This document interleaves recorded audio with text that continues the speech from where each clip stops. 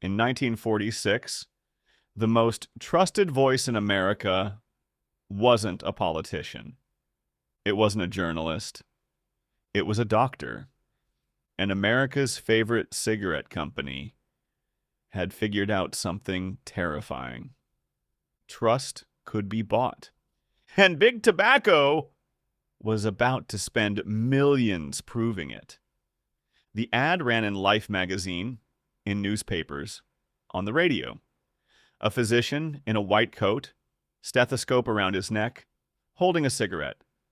The headline read, "More doctors smoke Camels than any other cigarette."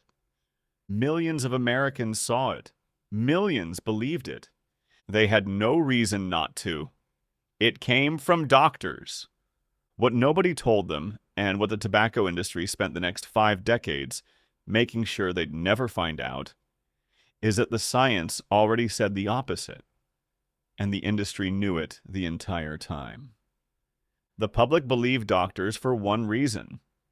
Doctors were supposed to be independent. They weren't. In the 1940s and 50s, the tobacco industry discovered something extraordinary.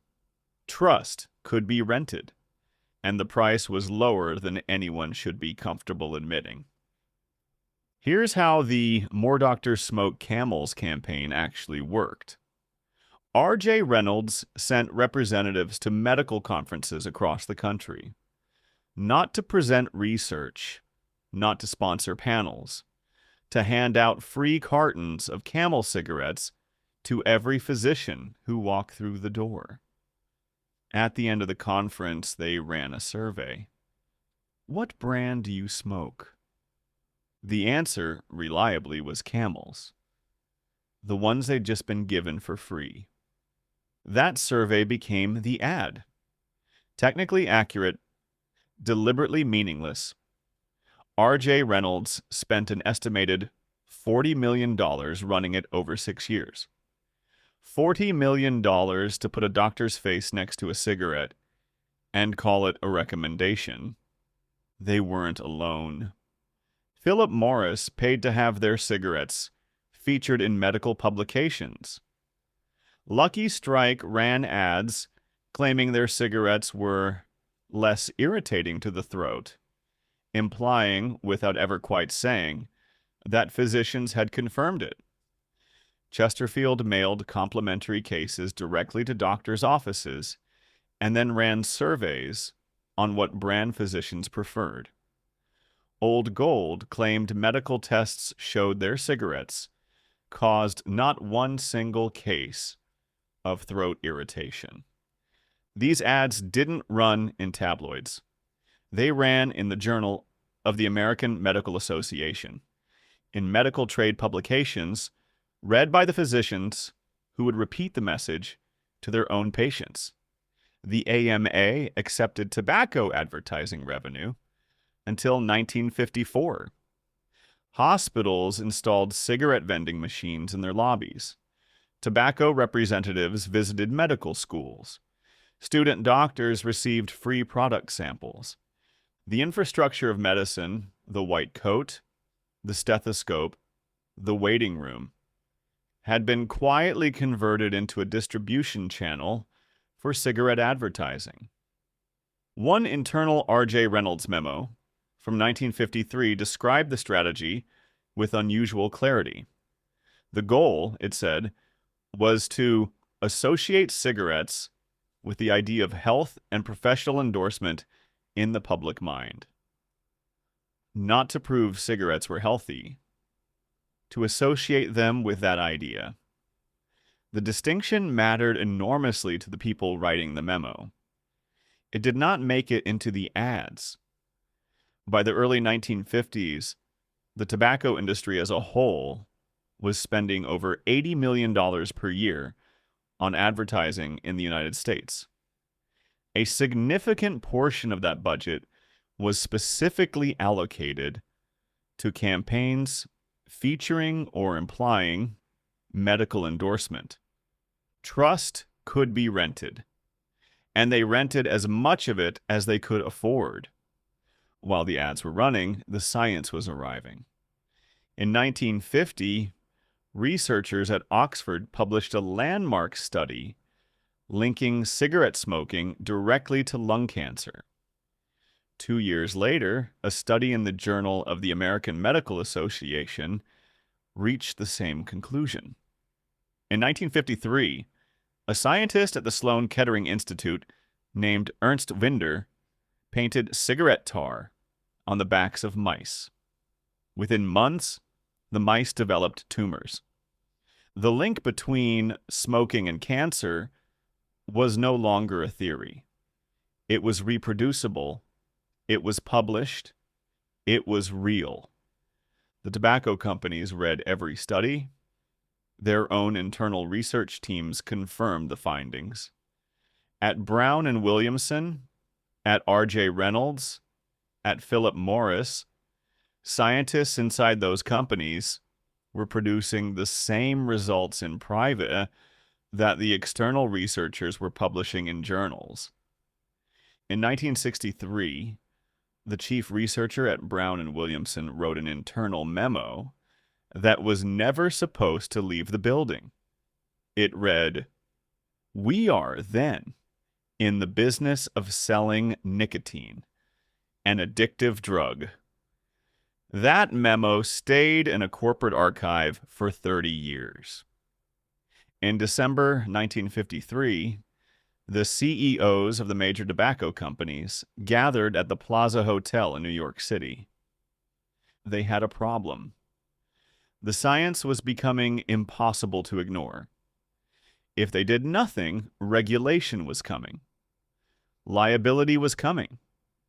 The entire industry was at risk. They hired a public relations firm, Hill and Knowlton, one of the most powerful in the country. Their assignment was specific: neutralize the science, not with better science, with doubt. The strategy was deliberate. The goal was never to prove cigarettes were safe. It was to make the public believe the question was still open, that the evidence was mixed, that more research was needed before any conclusions could be drawn. In January 1954, they published the Frank Statement, a full-page ad that ran in 448 newspapers across the United States. It expressed concern for the public's health. It promised to cooperate with scientists. It announced the creation of the Tobacco Industry Research Committee, a body that would fund independent research into smoking and health. The Tobacco Industry Research Committee was not independent. It was funded entirely by the tobacco industry. Its actual function, documented in internal memos, was to generate enough competing research to keep the scientific debate alive and keep regulators at bay. It worked for 4 decades. The Surgeon General's report finally arrived in 1964. It concluded that smoking caused lung cancer and recommended that Congress act. The warning label appeared on cigarette packages in 1965. By then, the industry had been running doctor endorsement ads for nearly 20 years. The science had existed for 15. The internal memos, confirming what they knew, had been written for over a decade. They had bought time, 40 years of it, and they had used medicine to do it. By the early 1990s, the industry had a problem. The public still didn't know, but their own scientists did. Their lawyers did. Their executives did. At Brown and Williamson, internal documents now showed the company had known nicotine was addictive since the 1960s, over 30 years. At Philip Morris, researchers had mapped exactly how nicotine affected the brain and at what dosage it created dependency. At R.J. Reynolds, internal strategy memos discuss nicotine as the delivery mechanism the entire product was built around. The companies hadn't just known, They had built their entire business model on top of what they knew. And then on April 14th, 1994, 7 men sat down in front of the United States Congress. They were the CEOs of the 7 largest tobacco companies in America. They had been subpoenaed. They were under oath. Representative Henry Waxman asked each of them, one by one, the same question. Do you believe nicotine is addictive? The first CEO said no. The second said no. The third, the fourth, the fifth, the sixth, the seventh, no, no, no, no, I believe no, that nicotine is not. no, no. 7 men under oath in front of Congress with access to decades of internal research proving the opposite said no. The footage exists. You can watch it today. All 7 of them in a row raising their right hands. At the moment that footage was recorded, Brown and Williamson alone had internal documents going back 30 years, confirming that nicotine was addictive. Philip Morris had a research program that had reached the same conclusion. R.J. Reynolds had internal studies saying the same thing. Every man who said no knew what was in those files. A year later, a biochemist named Jeffrey Wigan walked into the offices of 60 Minutes. Wigan had been the vice president of research at Brown and Williamson, one of the 7 companies whose CEO had just raised his hand before Congress. He had spent years inside the machine. He had attended the meetings. He had read the documents. He had been in the room when decisions were made. He told CBS everything. Brown and Williamson sued him.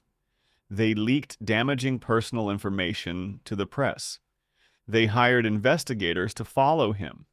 They threatened to pursue legal action against his family.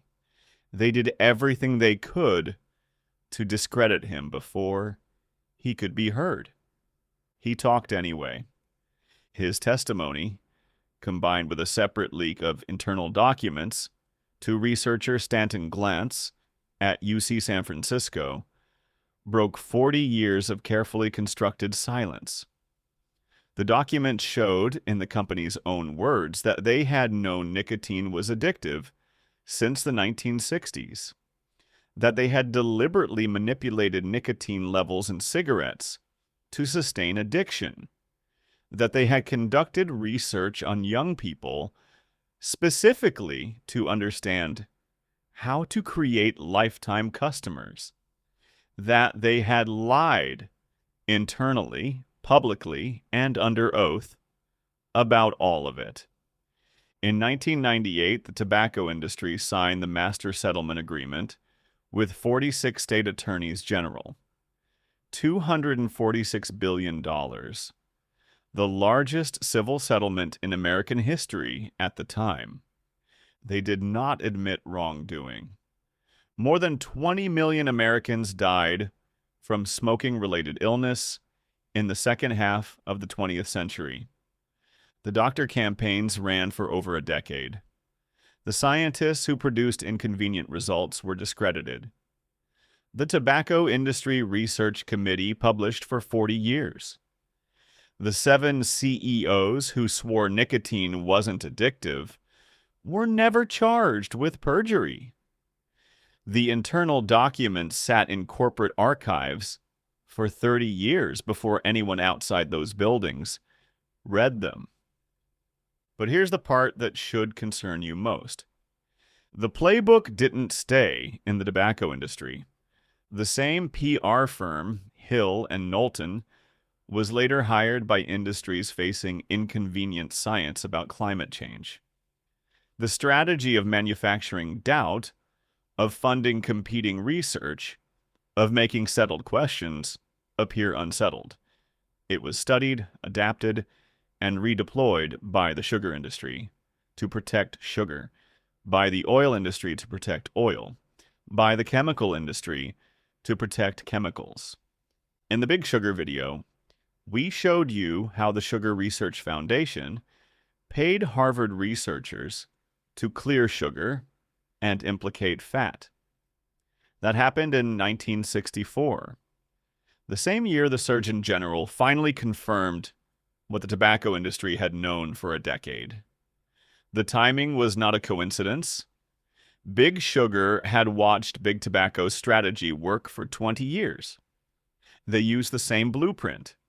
The doctors in the Camel ads retired. The white coats came off. But the mechanism they built, the idea that institutional trust could be purchased, that science could be rented, that doubt was more profitable than truth, that never went away. It just found new industries to work for. That's why.